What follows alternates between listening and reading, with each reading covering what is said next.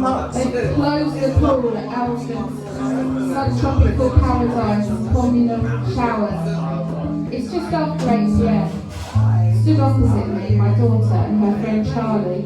There's a man on a mission to scrub every speck of chlorine off his private. He started on his front, and he really wants us to watch him wash. He's attacking the back, then his back, his crack, and his top. He simply won't stop.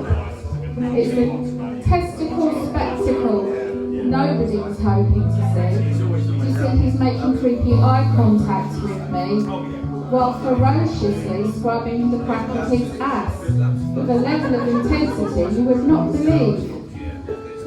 Is he jerking the gherkin for relief? Thanks you, Buck. It's just what I wanted to see on holiday at Centerparcs. What do you want, a wolf whistle? You've got 3 kids and a wife, you disgusting fuck.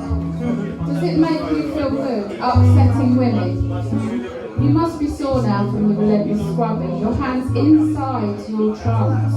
Trunks which say stop looking at my cock. With a photo of a cockerel on them. I wish you'd plunge your cock and balls into the invigorating cold plunge pool. It's minus 19C in there, you prat. You look like a rat with your black hair and angular face. You are a disgrace.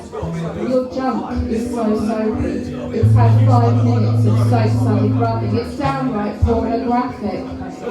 My daughter's seen you and turned around to look at the wall. I've seen you and I've left. My daughter's friend saw your pubes, mate, because you really want to flash. We've seen you rummage and excavate your ass.